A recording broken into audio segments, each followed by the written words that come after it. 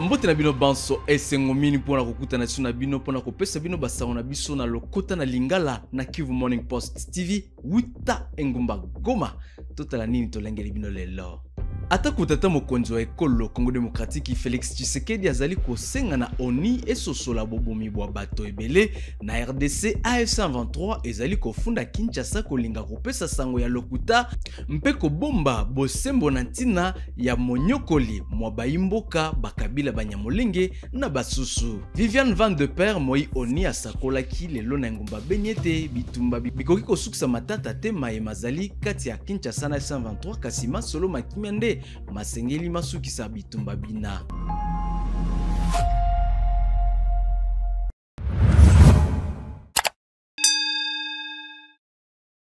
Mbotele susu na bino banso. Alliance Fleuve Congo AF123 efundi mbula matari ya ekolo Congo Démocratique kolinga kobomba bosembo na tina ya bobomi bwa bato mingi na ekolo tolanda bolai bwa sango eye. Cette accusation a été formulée dans une lettre du 19 septembre adressée au secrétaire général de l'ONU, Antonio Guterres. Il est préoccupant et malhonnête que le gouvernement congolais s'emploie à promouvoir un récit mensonger pour enterrer la vérité concernant ces crimes et éviter toute responsabilité, écrit Corneille Nangaa, coordonnateur politique de l'AF123, dans cette correspondance dont une copie est parvenue à la rédaction de Kivu Morning Post. Selon le mouvement, les attaques actuelles contre le Banyamulenge s'inscrivent dans une vaste entreprise systématique visant à déraciner, tuer et détruire les groupes ciblés, principalement les Tutsis du Nord Kivu, le Banyamulenge du Sud Kivu et les Hema en Ituri. L'AF123 accuse les forces armées congolaises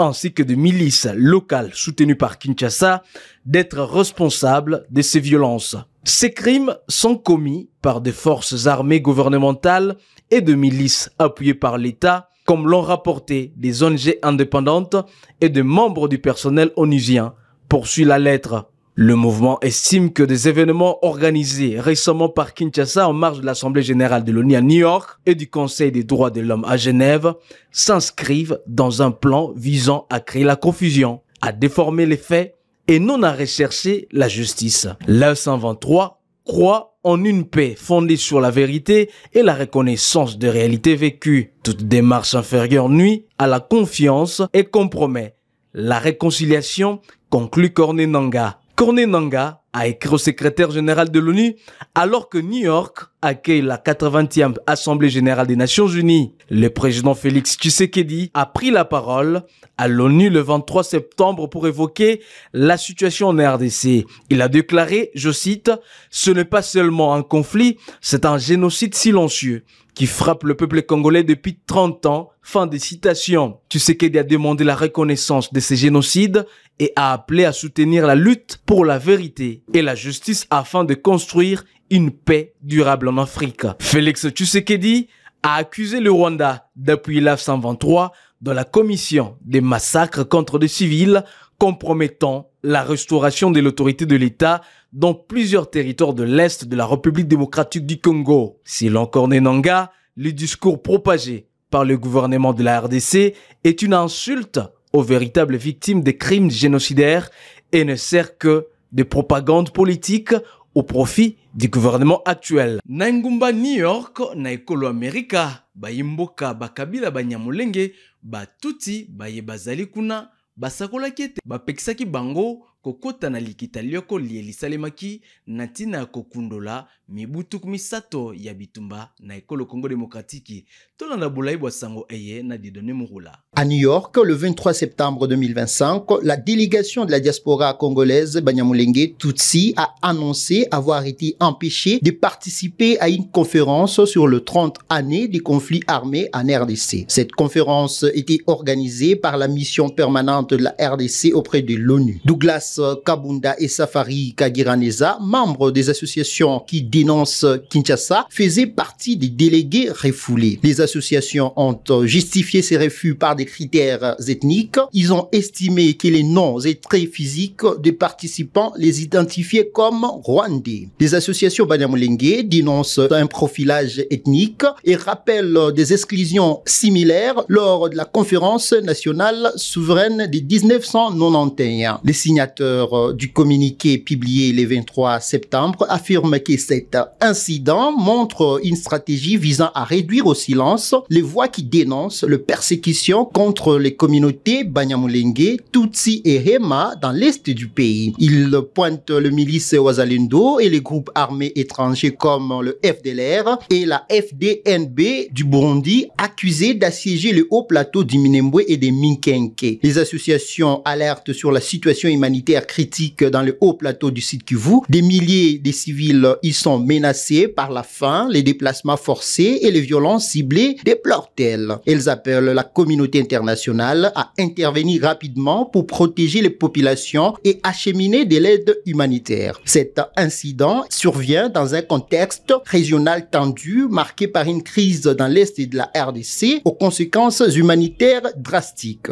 Selon la diaspora tutsi congolaise, la discrimination à leur regard illustre l'échec de la reconnaissance de leur citoyenneté et la persistance d'un conflit identitaire. Molakisi elongi molandi wa kalaka mokonzi wa ONU wa mambi matali misala mpe bokengi na ekolo Congo Démocratique Viviane Van de Per oyo azali asali mikolo misato na ngomba Beni awa netuka Nord Kivu asakoli ete masolo makimia nde makoki kosukisa matata kati ya F123 na mbula matari ya Kinshasa kasi bitumba te. Tolanda bolaibo sango eye na Isaac Bingeve. Merci d'être venu. Viviane Van de Per a déclaré lors d'une conférence de presse ce mercredi 24 septembre que la solution à la guerre du M23 contre le gouvernement congolais n'est pas militaire. Ce qui est nécessaire, c'est que tous les processus sont combinés parce que c'est très important d'arrêter la guerre depuis 30 ans dans l'Est de la RDC. Et la solution n'est pas militaire. C'est impossible. On a vu à Goma, c'est impossible de régler les problèmes à travers l'action militaire. Alors, l'ONU soutient tous les processus politiques afin de trouver une solution durable pour la paix. Pas seulement avec le M23, mais avec tous les groupes armés et tous les voisins. Elle a rencontré lors de son séjour le gouverneur militaire du Nord Kivu, le général-major Somo Kakule Evariste, les autorités locales, les leaders de la société civile, des jeunes, des femmes et des communautés affectées par les violences des groupes armés, principalement l'ADF MTM. Avec le gouverneur, nous avons échangé sur la situation sécuritaire et politique, la protection des civils, les attaques des ADF et la collaboration entre la MONUSCO, les FARDC et l'UPDF. La MONUSCO estime que la guerre du M23 AFC est aussi un problème régional. Selon elle, c'est pour cela que la mission de l'ONU soutient le processus de paix tout en appelant les médiateurs à privilégier le processus conjoint.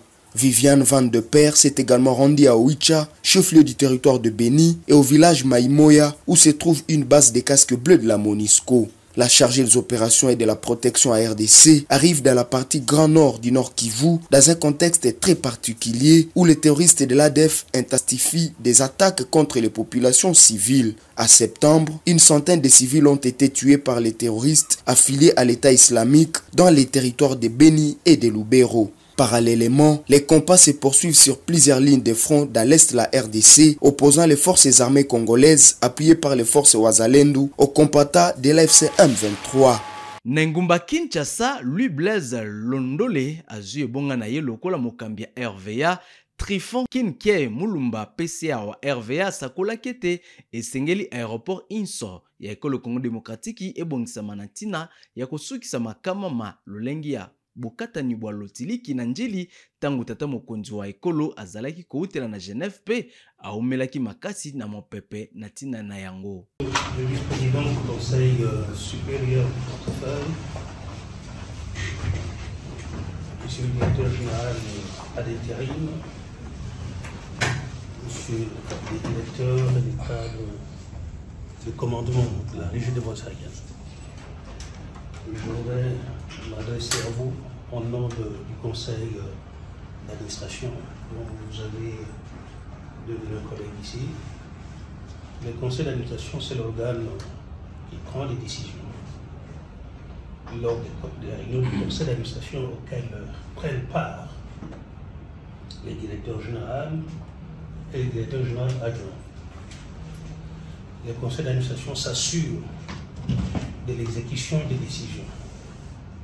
Le conseil d'administration contrôle l'entreprise. Vous ne pouvez pas vous imaginer la douleur qu'il nous frappe à chaque fois que nous apprenons des nouvelles comme celle dont il est question aujourd'hui. Beaucoup de douleur. Je pense qu'il est grand temps que la Régie des voies aériennes et ses aéroports, aérodromes puissent se mettre à niveau. Je souhaite, au nom de mes collègues, bonne chance au directeur général à l'intérieur. Que son intérim dure un jour ou 2 jours, ou une semaine, 1 mois. Je lui souhaite beaucoup de succès et que le changement ait lieu. Voilà ce que je peux dire à ces niveaux. Merci.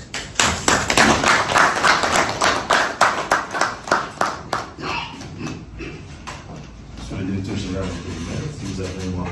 Bakelmi beko baike baituka ya Maindombe bayambamaki lobilo leki na vice-premier ministre peu ministre ya intérieur Chabani Luko natina ya komanyola mobembo VPM akostala oituka ena bisika basima manduki bazali kotungisa baimboka totala. Et sa mission d'itinérance dans le Maindombe, le vice-premier ministre, ministre de l'Intérieur, Sécurité, Décentralisation et Affaires coutumières Chabani Luko a échangé ce mardi 23 septembre dans son cabinet de travail avec le caucus des députés nationaux de cette province, caractérisé par plusieurs formes de conflits communautaires. Au centre de leur discussion, les différentes activités importantes qui seront menées dès la fin de cette semaine par le vice-premier ministre Chabani dans leur province, notamment l'instauration d'une nouvelle politique de gouvernance sécuritaire, les consultations de couches sociales et forces vives de la province pour la préparation d'un forum de paix dans cette partie du pays longtemps confrontée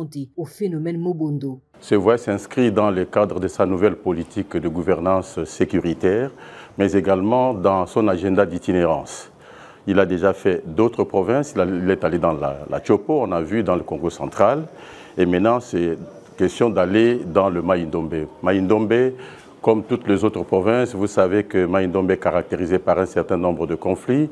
Vous avez les massacres de Yumbi, vous avez eu les problèmes qu'il y a eu à Bolobo, vous avez les problèmes Mobondo, et tout ça. Son Excellence, le vice-premier ministre, a une idée. Une idée, dans un premier temps, d'abord de réunir le Conseil de sécurité élargi. Je pense qu'il y a des grands responsables qui partiront de Kinshasa au niveau de service de la DGM, de l'ANER, du service de sécurité, le secrétariat général et lui-même en tête pour arriver, essayer un peu de creuser ces problèmes, de chercher à trouver des solutions. Nous voulons le remercier très sincèrement par rapport à cela et cela démontre l'intérêt qu'il accorde à la population, qu'il accorde à la sécurité au niveau de la province. Et nous, en tant qu'élus, on l'a suivi avec beaucoup d'attention. Nous allons nous concerter pour faire en quelque sorte une feuille de route sous forme de mémorandum que nous allons transmettre à son Excellence. Tout en félicitant le travail abattu par le vice-premier ministre Chabani dans la recherche de la paix dans leur province, ces députés nationaux ont salué la tenue imminente de ce forum de paix qui réglera les conflits communautaires. Très bonne initiative. Ce qui se passe dans Maindombe, ce n'est pas une rébellion qui est venue de l'extérieur. C'est nous-mêmes, entre nous, fils du Maindombe, nous nous entretuons, nous nous battons entre nous. Et que dans le cadre de sa gestion, qu'il estime qu'il est temps pour essayer un peu de pénétrer ces problèmes, quelles sont les causes réelles qui sont à l'origine de ces problèmes. Il y en a qui parlent de causes foncières, d'autres de causes liées à la gouvernance coutumière. Arriver à comprendre tous ces problèmes-là pour une solution durable. En vue de mener à bien cette itinérance, le patron de la sécurité nationale sera accompagné d'un groupe de ses élus pour relever les points saillants sur lesquels s'apaisantir dans le règlement de ces conflits. Mwindo Nzangi, ministre ya agriculture, abandisaki Nengumba Lubumbashi likita lioko na tina ya kotombola misala ya baloni bilanga na ekolo Congo Demokratiki na likitali na Mwindo Nzangi abetaki sete mingi na tina boloni mbuma elamu pona ntombwa ya ekolo mpe pona kobundisa nzala na monyele mobimba na yango. Remercier tout et chacun d'entre vous de s'être déplacés pour venir participer à cet atelier qui est, à mon avis, très important. Dans ce que le chef de l'État, Antoine Félix Tshisekedi, a voulu faire de la RDC dans le cadre de la revanche du sol sur les sous-sols. Je voudrais donc vous dire que le travail que nous faisons aujourd'hui, c'est le déclenchement de grands processus. Je voudrais bien vous rassurer que ce processus va aller jusqu'au bout. Nous avons été avec le chef de l'État à Mekao dans le cadre de la campagne agricole 2025-2026. Et dans ce cadre-là, nous avons donné le discours d'orientation générale de la réforme du secteur agricole que nous voulons implémenter en République démocratique du Congo. Et comme vous le savez, c'est un travail que nous faisons ensemble avec les provinces, puisque l'agriculture c'est une compétence exclusive des provinces. Mais l'orientation, la réglementation et la politique générale est faite par le niveau national, donc par le ministre de l'Agriculture et de la Sécurité alimentaire. Je voudrais donc vous rappeler les 5 grands piliers que le président de la République nous a donnés pour que nous puissions classer ces secteurs. Le premier pilier, c'est la relance du secteur sémacier. Et donc la réunion d'aujourd'hui s'inscrit effectivement dans la mise en œuvre de la politique, l'implémentation de ce premier pilier qui est sur la relance du secteur sémacier, puisque c'est le début de toute chose. Vous ne pouvez pas prétendre augmenter la production agricole dans un État si vous n'avez pas joué sur le premier élément de cette production, qui est la semence. Bien évidemment, je voudrais vous dire que dans le cadre de la réflexion que je vais faire aujourd'hui, nous allons essayer de remettre cette question des semences dans le contexte congolais. Le secteur d'engrais et de fertilisants, qui est le deuxième pilier. Nous avons la mécanisation agricole, qui sont les 3 éléments que nous voulons utiliser effectivement pour jouer sur la production au niveau du pays. Tala suka basango na biso mukolo malelo matono mingi na bino banso baibolandaki biso botikala malamu o mabota mabino banso mpe tokutana lisusu o mukolo malobi.